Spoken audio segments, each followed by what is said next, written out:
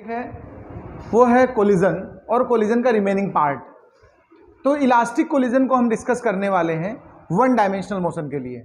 One dimensional मतलब direct impact बोलते हैं हम लोग। जैसे सपोज करिए एक ऑब्जेक्ट इस तरफ से आ रहा है और दूसरा दूसरी तरफ से आ रहा है, एक लेफ्ट साइड से और एक राइट साइड से आकर के दोनों एक दूसरे को हिट करते हैं, कोलाइड करते हैं। जब आ रहे होते हैं हम उसको अप्रोच बोलेंगे और जब इंपैक्ट करके वो सेपरेट होंगे तो उसको सेपरेशन कहेंगे हम लोग। तो हम लोग यहाँ पर स्टार्टिंग करने वाले हैं दो ऑब्जेक्ट्स को एग्जांपल में लेकर के, बहुत आराम से सुनिएगा और समझिएगा। हमने लेट कर लिया there are two objects A and B are move in the same direction, sorry in the same straight line but in opposite direction, then they directly hit each other. Initial velocities of both objects are u1 and u2। फिर बात को समझ लें, हमने यहां पर दो objects लिए हैं और इस टॉपिक में मैंने वर्ड यूज किया one dimension. One dimension means they are propagate in same straight line. अच्छा, सेम स्ट्रेट लाइन में दो तरह से कोलिजन हो सकता है, या तो आगे वाला थोड़ा स्लो मोशन में हो और पीछे वाला तेजी से जाके उसको हिट कर दे, एक पैटर्न ये भी है। लेकिन मैंने यहां जो एग्जांपल लिया वो डायरेक्ट आमने सामने से, इसको हेड ऑन कोलिजन कहते हैं। क्या बोलते हैं? हेड ऑन, डायरेक्ट इंपैक्ट भी बोलेंगे। तो ये दोनों ऑब्जेक्ट एक ही लाइन में आ रहे हैं और आमने सामने आकर के हिट कर देते हैं। तो जब हिट करेंगे उससे पहले उनकी वेलोसिटीज वो मैंने u1 और u2 कंसीडर किया है। आफ्टर कोलिजन वो सेपरेट हो जाएंगे एक दूसरे से। हो सकता है एक ही डायरेक्शन में चले, हो सकता है अपोजिट में चले, वो पता नहीं कहां चले, वो बात की बात है। लेकिन हम उनकी वेलोसिटीज फिर भी लेट करेंगे। v1 और v2 इनको बोलेंगे वेलोसिटीज आफ्टर कोलिजन। अब इस जगह गौर करिएगा, हमने दोनों ऑब्जेक्ट्स की इनिशियल वेलोसिटीज u में कन्वर्ट की है, u में लिखी हुई है u1 और u2। आफ्टर कोलिजन उनकी वेलोसिटीज क्या ले ली हम लोगों ने? v1 और v2। अब बात करते हैं इलास्टिक कोलिजन की डेफिनेशन क्या थी, जरा एक बार फिर उसको यहां पर ध्यान देने की जरूरत है। देखो मैंने आपको सिखाया था, अगर नहीं भी याद है by the way elastic collision क्या होता है तो थोड़ा समझ लें, ठीक है। कोलिजन मींस इंपैक्ट, ये तो आसानी से आप जानते हो। कोलिजन मतलब क्या होता है? जब कोई चीजें इंपैक्ट करें। इलास्टिक तब बोलते हैं जब उनका लीनियर मोमेंटम और काइनेटिक एनर्जी कंजर्व हो। आप बिल्कुल मेंशन कर लीजिए, उसको मत देखिए, आप सुनिए, केवल आपको समझ में आएगा। हम इलास्टिक वर्ड तब इस्तेमाल को दो तरह से, मेन दो वर्ड्स थे यहां, इलास्टिक और inelastic. Elastic collision means when kinetic energy and linear momentum both conserve. Conserve means होता है before collision is equals to after collision. जितना लीनियर मोमेंटम कोलिजन से पहले था उतना ही लीनियर मोमेंटम कोलिजन के बाद हो, तो ऐसे टॉपिक को हम बोलेंगे कंजर्वेशन। तो यहां पर देख लीजिएगा, इलास्टिक कोलिजन डिस्कस कर रहे हैं, यहां लीनियर मोमेंटम भी कंजर्व होगा और आपका एनर्जी काइनेटिक भी कंजर्व होगी, यानी इन दोनों का यूज होगा, इन दोनों टॉपिक्स का यूज होगा। तो हम कहेंगे since we know that, since we know that during elastic collision, बस सुनते रहिएगा, लास्ट में नोट कर लीजिएगा। we know that during elastic collision both linear momentum and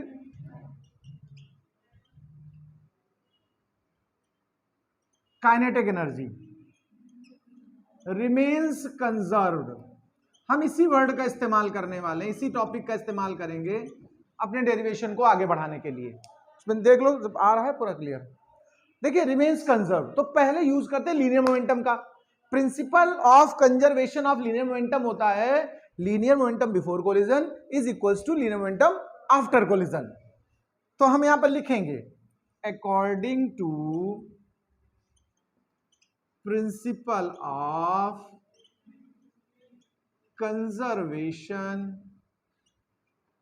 of linear momentum. तो इसका मतलब हुआ लीनियर मोमेंटम बिफोर कोलिजन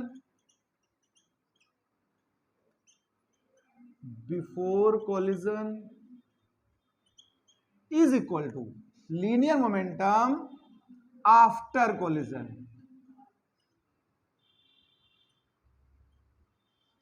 अच्छा, लीनियर मोमेंटम का तो फार्मूला सबको पता होगा। लीनियर मोमेंटम को पी से रिप्रेजेंट करते हैं और मास इंटू वेलोसिटी होता है। बाय द वे अगर ना लर्न हो तो आप इसको लर्न कर लें। लीनियर मोमेंटम मतलब होता है मास इनटू वेलोसिटी। अलग कहीं छोटा सा रफ में लिख लो अपनी जानकारी के लिए। देखो हमें जितनी चीजें पुरानी याद होंगी उतना हमें आसानी से टॉपिक समझ में आता है। तो linear momentum is equal to P, symbol है इसका, चाहे तो आप पी भी लिख सकते हो ब्रैकेट में। लीनियर मोमेंटम ब्रैकेट में P is equal to mass into velocity यानी एम इंटू वी। अब आइए फिर वापस समझते हैं, फार्मूला तुम समझ ही गए। तो देखो मैंने यहां पर यूज किया लीनियर मोमेंटम बिफोर कोलिजन। तो भाई जब नहीं है आपस में टच कर रहे तभी तो बिफोर कोलिजन बोलेंगे। तो जब ये टच नहीं कर रहा था इसको तो इसके मास को हम m1 बोल दें, सपोज ऐसे कुछ मास होगा, और इसके मास को m2।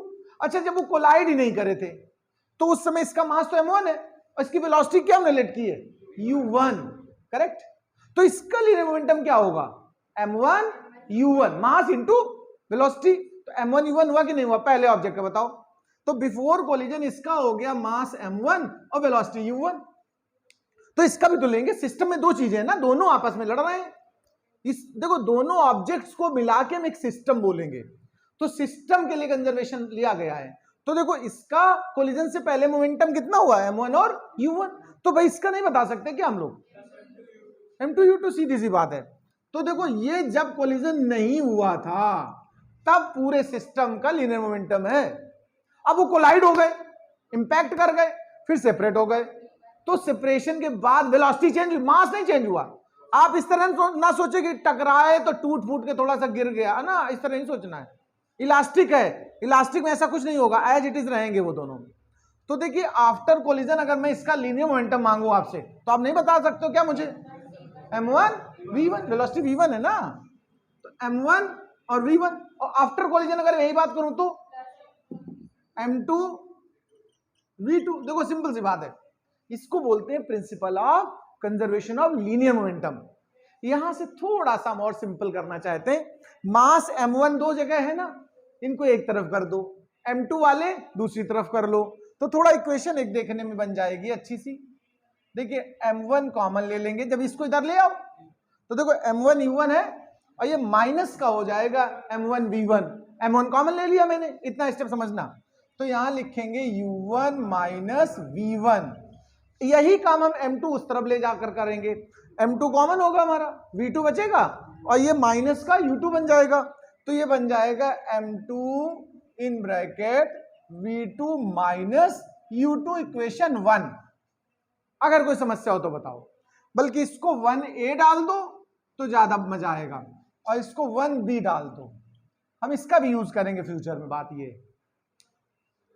बताओ, अच्छा पहली इक्वेशन समझने में अगर कोई बहुत दिक्कत महसूस हो रही हो तो हम दोबारा बता दें भाई, बताओ अरुण। अच्छा चलो, तो लीनियर मोमेंटम यूज हो गया। अब हम काइनेटिक एनर्जी का भी इसी तरह इस्तेमाल करने वाले हैं। तो यहां जैसे बोला था हमने according to principle of conservation, तो ऐसे यहां बोलेंगे अब हम according to conservation of kinetic energy. तो हम कहेंगे kinetic energy before collision is equals to kinetic energy after collision. अच्छा काइनेटिक एनर्जी का भी फार्मूला अगर आपको याद है तो बेटर है, नहीं याद है तो लिख लो अपने पास। Kinetic energy half mv square, half into mass into velocity square. तो ये तुम्हें भाई याद होना चाहिए, है ना। अब चलो, अब हम बिफोर की बात करते हैं। तो जब ये नहीं इंपैक्ट कर पाए थे तो इसका मास m1 था, वेलोसिटी u1 थी, तो काइनेटिक एनर्जी क्या होगी उस समय, हाफ m1 u1 स्क्वायर। तो देखो फर्स्ट ऑब्जेक्ट की हो गई half m1 u1 square, second की फिर इसी तरह half m2 u2 square is equal to. अब आफ्टर कोलिजन में मास पे असर नहीं पड़ता है, वेलोसिटी नहीं आ जाती है v1 और v2।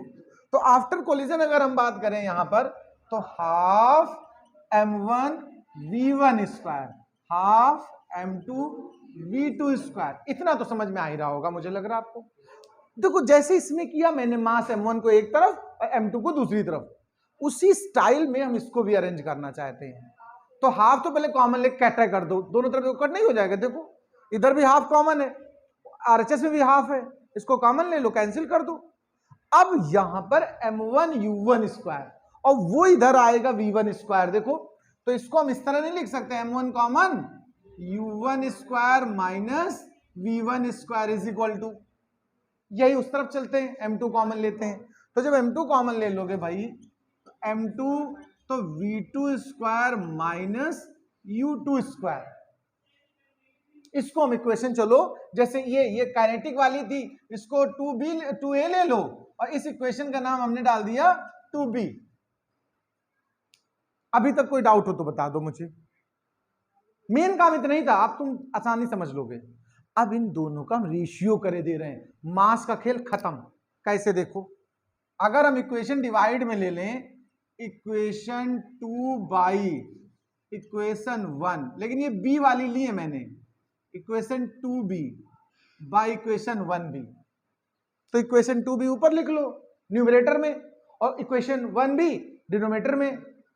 तो चलो मैं लिख देता हूं, तो देखो इसको पहले लिखता हूं m1 u1 square minus v1 square, उधर आ जाओ m2 v2 square minus u2 square upon में ये m1 और ये देखो क्या था u1 माइनस v1 और इधर था m2 और v2 माइनस u2।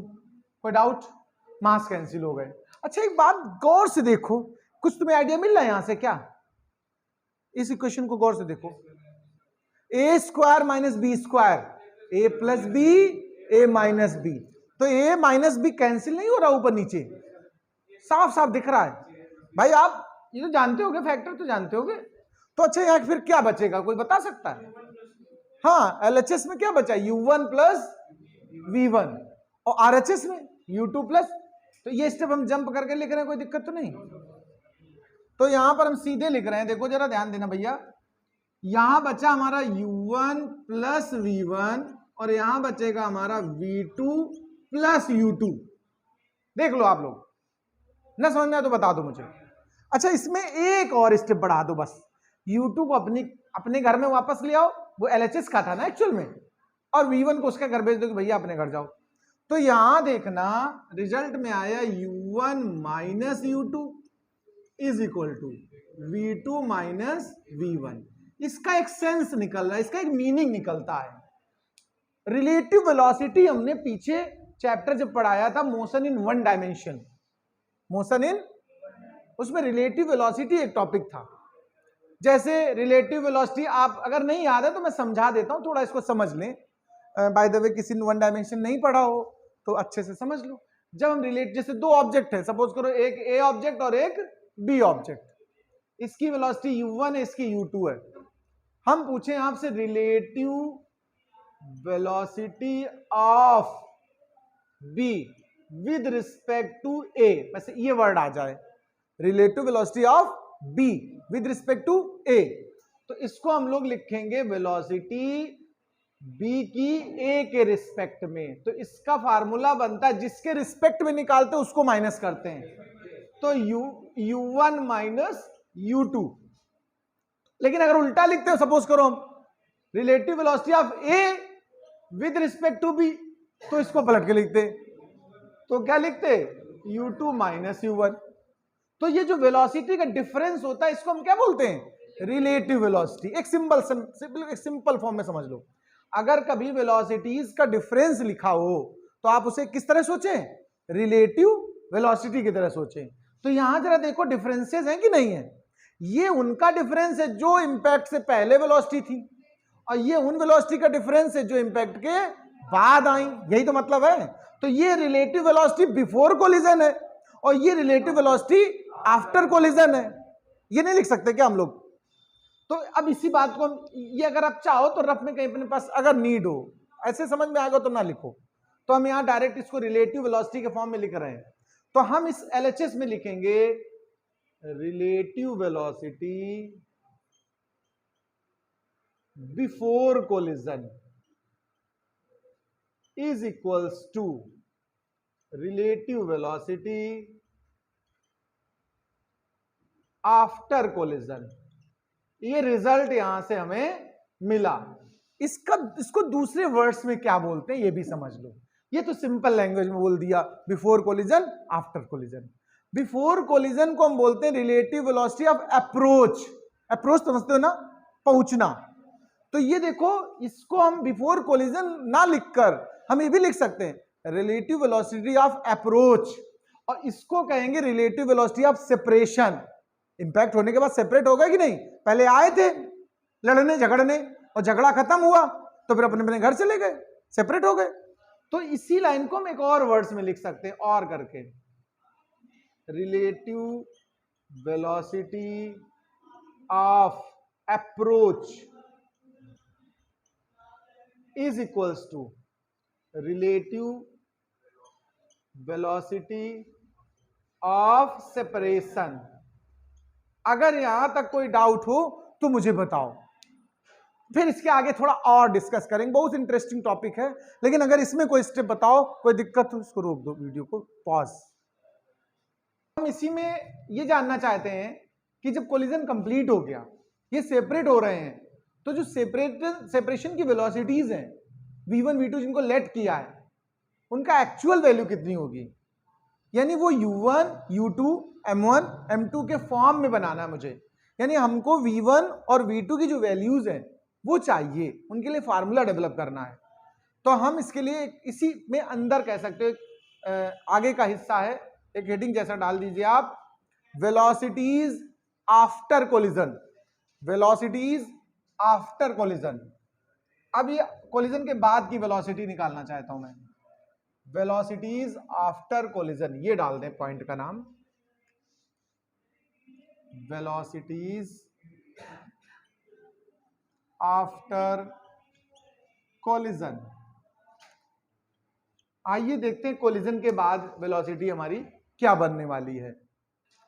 तो इसको समझने के लिए हमको करना क्या है, सबसे पहले ये जो इक्वेशन है, अभी तक नंबर हमने 2b तक डाला था, इसको चलो 3 नंबर डाल देते हैं इक्वेशन को। इस इक्वेशन 3 से आप करिए क्या, v2 की वैल्यू निकालेंगे फ्रॉम इक्वेशन 3। ध्यान से समझते जाना भाई, फिर नोट करना लास्ट में।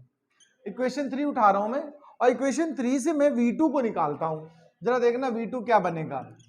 v1 को इस तरफ ले आओ, तो v2 is equal to u1 minus u2 plus v1 using equation 1a। इसको हम कहां यूज करने वाले हैं, इक्वेशन 1a में। Using this v2 in equation 1a यहां पुट कर रहा हूं। तो देखिए इसमें है हमारे पास m1 u1 as it is, m2 u2 as it is, m1 v1 था कि नहीं था, एज इट इज, प्लस अगला हमारा ये था m2 v2। इस v2 के प्लेस में ये वैल्यू पुट करनी है, तो m2 और v2 की जगह में ये पूरा रख दो, क्या है u1 minus u2 plus v1। Understood. इस m2 को अंदर डिस्ट्रीब्यूट कर दीजिए, तो देखिए बनने वाला है हमारा m1 u1 plus m2 u2 is equal to m1 v1 plus m2 u2 minus ये u1 है, ये u1 है, m2 u2 plus m2 v1। इसमें से v1 देखो दो जगह होगा, m1 v1 और m2 v1। v1 कॉमन हो सकता है, m1 प्लस m2 आएगा, और ये दो टर्म इस तरफ ले आओ वापस। तो मैं देखो जरा इन दोनों को पहले इधर ले आता हूं, ये m2 u1 है, इसके पास ले आओ, तो देखो m1 u1 और माइनस m2 u1, देखो ये दोनों एक साथ हो गए u1 वाले, m2 u2, और वहां से देखो m2 u2 इस तरफ ले आओ, प्लस m2 u2 हो गया। इनमें से दोनों में से v1 कॉमन ले लो, तो m1 प्लस m2 हो गया कि नहीं हो गया, बताओ भाई। आप समझना करा इस जगह, ये तो ट्वाइस हो गया, सेम फैक्टर है, और इसमें से कॉमन है कुछ u1, तो m1 minus m2 in bracket u1 plus twice of m2 u2 is equal to v1 m1 plus m2। इसको इधर डिवाइड में ले आओ, तो सीधा v1 की वैल्यू निकल रही है, और v1 क्या है, velocity of object first after collision. तो देखो v1 जो निकल रहा है वो देखना भाई, m1 minus m2 by m1 plus m2 u1 plus 2m1 by, ये डिवाइड में इसमें भी आएगा, m1 प्लस m2 और इंटू में u2। ये कहलाएगी velocity of first object after collision, velocity of first object after collision. आइए मैं इसकी बात करता हूं सेकंड की भी। ये फर्स्ट की देखो, फर्स्ट का निकल आया, v1 की वैल्यू निकल आई, और किसके फॉर्म में आई है, m1 m2 u1 u2। ये हमें नोन होंगे क्या कुछ, ये ट्वाइस, अच्छा ट्वाइस m2 था, सॉरी, ठीक है, ये m2 था ना, m2 u2, तो ट्वाइस ऑफ m2 u2। तो जो रिजल्ट आया हमारा v1 का, वो देखो m1 m2 में आया है, ये नोन होंगे हमारे बिफोर कोलिजन की वैल्यू से, और बिफोर कोलिजन की वेलोसिटी नोन होगी। आफ्टर कोलिजन में पता करना भाई, एक एग्जांपल समझ लो, एक कार इधर से आ रही है और एक कार इधर से आ रही है, आते समय तो वेलोसिटी कंफर्म है, क्या होगी, उनके मास कंफर्म है, आराम से आप ऑब्जर्व कर सकते हो, लेकिन जब इंपैक्ट हो जाएगा तब क्या वेलोसिटी होंगी, ये पता करनी है मुझे, तो उसके लिए हम ये फार्मूला यूज करेंगे। लेकिन ये तो पहली वाली कार का हो गया। इसी तरह हम सेकेंड का निकालना चाहें तो सुनो तरीका, हम इतना ही पूरा डेरिवेशन आगे बढ़ा सकते हैं। जैसे यहां पर हमने पहले ही v2 को निकाला था और उसी क्वेश्चन में पुट किया था 1a में, ऐसे हम चाहें तो v1 की वैल्यू निकाल के पुट करें तो v2 निकल आएगा, बट इतना पूरा प्रोसेस करना पड़ेगा। इसका दूसरा शॉर्टकट है, हम इतना ना करना चाहें तो सिंपल यहीं से बता देता हूं मैं। सिमिलरली तो पहले लिख दें आप, सिमिलरली, और यहां इक्वेशन पे नजर डालिएगा, मैं जहां जो सफिक्स हैं उनको इंटरचेंज कर दे रहा हूं, जो 1 1 सफिक्स है वो सब 2 2 कर दो, और जो 2 2 है उनको 1 1 कर दो। देखो v1 हो जाएगा v2, ध्यान से सुनना, ये m1 माइनस m2 था, तो m2 माइनस m1, यहां m2 पहले और प्लस m1, लेकिन उससे कोई फर्क नहीं पड़ता, देखो प्लस है ना इसलिए माइनस में फर्क पड़ता है, तो इसको m2 प्लस m1 लिखें या m1 प्लस m2 लिख दें, कोई फर्क पड़ेगा बताओ, नीचे वाले में, ऊपर डिफरेंस है इसलिए फर्क पड़ा। यहां u2 आ गया, प्लस यहां पर भी इसी तरह 2m1, और फिर ये नीचे तो वही रहना है, भले उनको इंटरचेंज कर दो तब भी, यहां पर क्या आ जाएगा u1। ये रिजल्ट आएगा, हम उस तरह पूरा डेरिवेट करके भी पा सकते हैं, और हम डायरेक्ट इस फार्मूले से भी आगे बढ़ा सकते हैं आफ्टर। हाँ तो नहीं, ये दोनों ही आफ्टर हैं, ये आफ्टर कोलिजन फर्स्ट ऑब्जेक्ट की वेलोसिटी और ये आफ्टर कोलिजन सेकेंड ऑब्जेक्ट की वेलोसिटी है, ठीक है, इसको नोट करिए। फिर इसके अंदर कुछ स्पेशल केस डिस्कस करूंगा मैं, इसे कुछ रिजल्ट्स पर पहुंच रहे हैं, कुछ कंक्लूजन्स बनाना चाहता हूं मैं, जरा सुन ले क्या रिजल्ट्स बनेंगे। अच्छे रिजल्ट्स हैं ये, कभी कभी 1 मार्क्स या ऑब्जेक्टिव में पूछे जा सकते हैं, जो टॉपिक अब हम डिस्कस करने जा रहे हैं। जैसे सपोज करिए दो ऑब्जेक्ट्स कोलाइड कर रहे थे और सपोज करो इनका मास इक्वल हो, ऐसा भी तो हो सकता है, सिमिलर मास के दो ऑब्जेक्ट आपस में कोलाइड करें, तो हम ऐसे कह रहे हैं, केस फर्स्ट करके डालेंगे आप लोग, when both object have same mass, both object have same या इक्वल कह सकते हो मास। अगर मास सिमिलर है यानी m1 जो है वही m2 है, और उसको लेट कर दो m, सिमिलर है ना। तो जरा देखिए इस रिजल्ट पे क्या इफेक्ट आने वाला है, समझना भाई जी। m1 को m2 को दोनों को m पुट कर दे रहा हूं मैं, तो जरा v1 वाले इक्वेशन पहले देखो। Now v1 is equal to m1 m2 equal है, तो m माइनस m जीरो हो गया कि नहीं बताओ। अच्छा ये पूरा हिस्सा जीरो फिनिश्ड, वेनिश्ड। अब हम इस तरफ बात करते हैं u2 वाले सेक्शन पे, तो जब दोनों को हमने सेम पुट किया हुआ है 2m by m plus m, तो क्या हुआ 2m हुआ। देखो जरा गौर करना, पहला तो ये पूरा जीरो हो गया, और दूसरे में हमने क्या किया है 2m by m plus m, मैंने सबको m लेट कर रखा है, और इंटू u2, तो ये भी तो 2m बन रहा, देखो 2m से 2m कैंसिल, तो v1 इज इक्वल टू क्या बना u2, बना कि नहीं बना। अच्छा v2 में देख लेते हैं यही चीज, सिमिलरली V2 के लिए जरा गौर करिए, यहां पर ये दोनों सेम है, तो U2 का हिस्सा ये 0, ये वाला हिस्सा 0 होगा कि नहीं होगा बताओ। यहां पर भी m प्लस एम और ऊपर 2m कैंसिल होगा, तो ये किसके इक्वल आ गया U1। देखो जरा गौर करना, इस जगह पे गौर करना, V1 means velocity of first object after collision, लेकिन U2 मीन्स क्या है, velocity of second object before collision. आप देखिए जरा, यानी इंपैक्ट होने के बाद जो फर्स्ट ऑब्जेक्ट की वेलोसिटी बनी वो सेकेंड की जो पहले थी वो, और जो सेकेंड की बनी वो फर्स्ट वाली, यानी दोनों ने आपस में वेलोसिटी को लड़ने के बाद इंटरचेंज कर लिया। नहीं समझ पाई बात? यहां से एक रिजल्ट ये बना, देखो अगर सेम ऑब्जेक्ट की दो चीजें आपस में इलास्टिक कोलिजन करें तो उनकी वेलोसिटी आफ्टर कोलिजन इंटरचेंज हो जा रही। बताओ कंक्लूजन निकला कि नहीं निकला?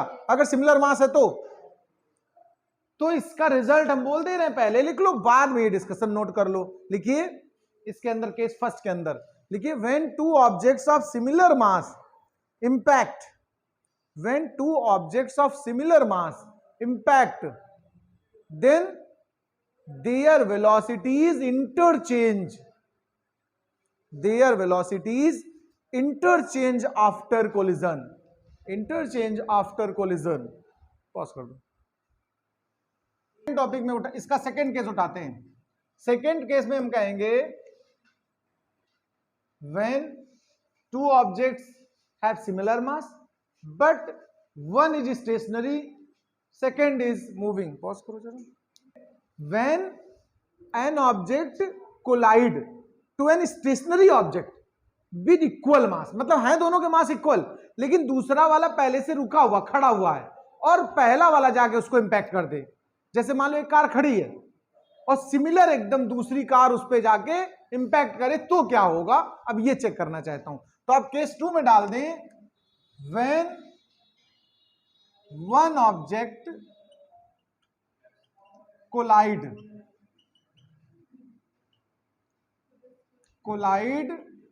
to the stationary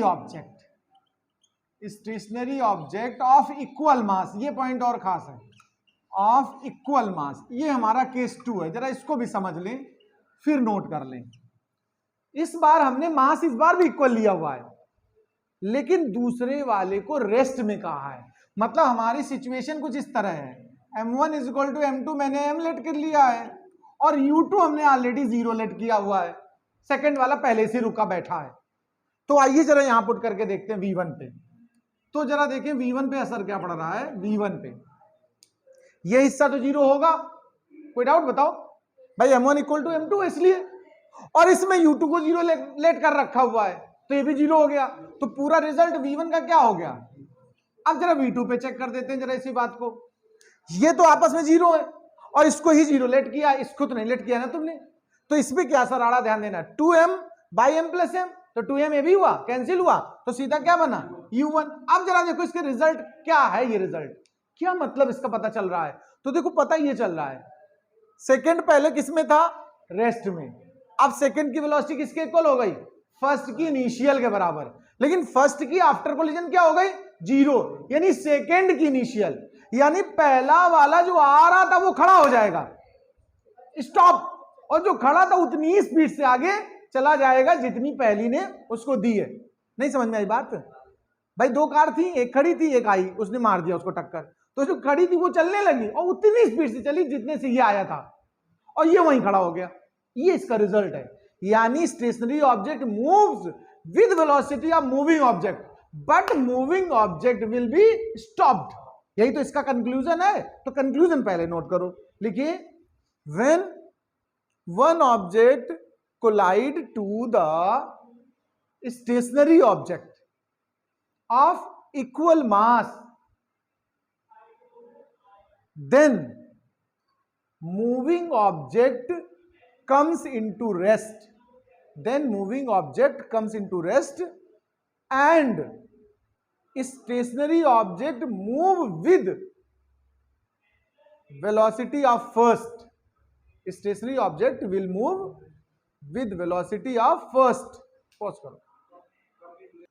देखिए केस 3 में हम कहेंगे दो ऑब्जेक्ट्स इंपैक्ट करने वाले हैं, लेकिन इस बार जो पहला ऑब्जेक्ट है वो lighter, much lighter. Much lighter मतलब समझना, हमने M1 को very light as compare to M2 ले लिया है। इसका सेंस ये हुआ, हम ऐसे भी सोच सकते हैं कि M1 अप्रोचेस जीरो मास। बस जैसे एक बॉल है और एक ट्रक बड़ा सा खड़ा है, तो क्या बॉल के मास को ट्रक के सामने कंप्रेसिबल रखा जा सकता है क्या? तो बॉल को जीरो ही तो सोचेंगे एक तरह से। मतलब हमने इस बार कोलिजन ऐसे सोचा कि एक बॉल है और वो आके खड़े हुए ट्रक में पीट देती है उसको, यानी एक बॉल मतलब हम किसी ट्रक में फेंक के मार दे सपोज करो। तो हमने कहा है कि पहला ऑब्जेक्ट निग्लिजिबल मास का है, लेकिन दूसरे ऑब्जेक्ट की स्पीड जीरो है, यानी when a lighter object collide with stationary heavier object, तब क्या होगा जरा ये मैं देखता हूं। तो यहां सुनिए जरा, V1 पे असर चेक करते हैं। तो देखो U2 जीरो करना ही करना मुझे, ये सेक्शन जीरो हो गया। यहां पर M1 को जीरो लेट कर दो या रख दो, तो जरा देखो V1 क्या बनने वाला है। जीरो माइनस M2, मैंने M बोल दिया दोनों का, M2 का M बोल दिया, कोई दिक्कत नहीं है। और ये जीरो प्लस M हो गया, M2 रख दो, कट जाना है कुल मिला के, और इंटू U1। तो फाइनली रिजल्ट माइनस U1 बनेगा या नहीं बनेगा बताओ? V1 इज इक्वल टू क्या बना है? Minus U1। अच्छा V2 बना लेते हैं जरा इसी तरह, and V2 is equal to U2 को तो जीरो लेटर किया हुआ हमने यहां पर, देखो तो ये तो जीरो हो गया, इसको निग्लेजिबल मान लिया, नहीं जीरो, देखो तो यानी ये जीरो पूरा रिजल्ट नहीं आ गया, तो V2 क्या बन गया देखो? जीरो। मतलब यहां से कंक्लूजन सुनना, अगर एक गेंद को, एक बॉल को खड़े हुए ट्रक में मारे आप, बात समझना, तो बॉल की जो इनिशियल वेलोसिटी थी फाइनल वही होगी, मतलब रिटर्न वाली, लेकिन अपोजिट डायरेक्शन में, यानी बॉल वापस आ जाएगी, लेकिन ट्रक की स्पीड में कोई असर पड़ा? पहले भी वो वहीं खड़ा था, अब भी वहीं खड़ा ही तो रहेगा। प्रैक्टिकली भी तो आप करके देख सकते हो, एक ट्रक खड़ा हो, मारो गेंद, क्या ट्रक चलने लगेगा क्या? बॉल वापस आ जाएगी ना। तो अगर lighter object stationary heavier object को कोलाइड करे तो उतनी ही वेलोसिटी से बस अपोजिट डायरेक्शन में वो वापस आ जाएगा और हैवियर अपनी जगह वहीं स्टैंड अप करेगा कि नहीं करेगा बताओ? तो इसको कंक्लूजन को पहले लिख लें, बाद में डिस्कशन नोट करें। लिखिए, when a lighter object collide with, when a lighter object collide with heavier stationary object, then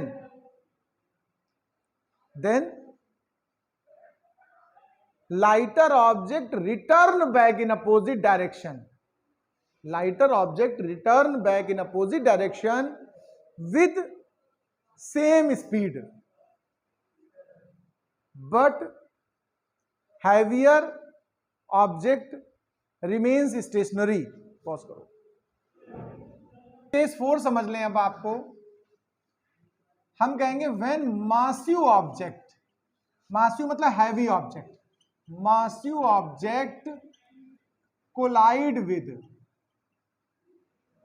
lighter object in rest, lighter object at rest, मतलब हल्का ऑब्जेक्ट जो है नहीं दूसरा वाला, उसको हमने हल्का लेट कर लिया। यानी इस तरह देखो, M1 को बहुत हैवी लेट कर लिया, M2 को स्मॉल, यानी एक तरीके से M2 इस बार अप्रोच कर रहा है जीरो, और वो भी रेस्ट में भी है, जीरो भी उसकी वेलोसिटी है और वो रुका हुआ है। जैसे इसको मैं एग्जांपल समझा देता हूं। एक मान लीजिए कोई आदमी खड़ा है सड़क के किनारे और एक बड़ा हैवी ट्रक या ट्रेन आ रही सपोज करो, तो ट्रेन के सामने उस आदमी का या मतलब मैन का या कह सकते हो मानव का वजन या वेट कोई कंप्रेसिबल होगा क्या? तो जो मनुष्य है उसका वजन या वेट या मास निग्लिजिबल ही तो मानेंगे हम ट्रेन के सामने। तो ट्रेन आ रही इस बार, देखना जरा भाई, और हम खड़े हैं उसके सामने, कोई मतलब किसी को खड़ा कर दिया पर्सन को, तब देखें जरा जब कोलाइड होगा दोनों का तो क्या रिजल्ट आने वाला है। आइए जरा, खतरनाक ये एग्जांपल है थोड़ा सा, तो चलो गौर करते हैं। पहले देखें आप V1 पे असर चेक करते हैं। तो M1 को बहुत बड़ा मान लिया मैंने, M2 को जीरो लेट किया और U2 को जीरो लेट किया, U2 जीरो और M2 जीरो, तो ये पूरा हिस्सा जीरो हो गया पहले बताओ। बट U1 तो रहेगा कुछ ना कुछ, यहां पर M2 को हमने जीरो लेट किया है, हटा दो तो क्या बचा? M1/M2, देखो M1/M1 बचा, कैंसिल हुआ, तो सीधा सीधा U1 आया। यानी कि जो फर्स्ट ऑब्जेक्ट है, यानी जो ट्रेन है, उसकी स्पीड वही रही जो इंपैक्ट से पहले थी, यानी ट्रेन की स्पीड पे कोई असर नहीं पड़ा, तुम खड़े रहो चाहे भले रास्ते में। अब तुम्हारे ऊपर क्या असर पड़ा ये भी चेक कर लेते हैं जरा। V2 पे आइए देखते हैं। तो देखो हमने कहा है पहले से आपसे M2 को हम यहां पर 0 लेट कर रहे हैं, तो ये हिस्सा M2 वाला जहां जहां है वो सब 0 कर दो, और हमने U2 को 0 लेट किया, तो ये पार्ट तो 0 हो गया। यहां पर देखो M2 0 कर दोगे जब, देखना जरा गौर करना प्लीज, अब यहीं पर मैं कर दे रहा हूं। M2 को 0 कर दोगे अगर आप, तो 2M1 बाय M1 बचा, M1 से M1 कैंसिल, 2U1 हुआ, यानी 2U1। पता इसका रिजल्ट क्या आया, यानी जो पर्सन खड़ा था वो ट्वाइस स्पीड से उछल गया, दूर गिरा जा करके। यानी अगर आप ट्रेन से टकराएंगे तो ट्रेन के ऊपर कोई इफेक्ट नहीं पड़ेगा, लेकिन आप डबल स्पीड अटेंड कर लोगे। इसीलिए जब कभी बड़े वाहन से कोई टकराता तो दूर उछल के गिरता है, ऐसा कभी सुना आप लोगों ने? यही इंपैक्ट वहां लग रहा होता है। अब सोचो फिजिक्स वाले कितने बदतमीज होते हैं, आदमी मरा जा रहा, उसके टक्कर लग गई है, एम्बुलेंस नहीं मंगाएंगे, बचाएंगे नहीं, वो कैलकुलेट करें, अच्छा इतनी स्पीड से ट्रक आया था तो ये आदमी इतनी स्पीड से गिरा, जाके पॉज कर दो। तो ये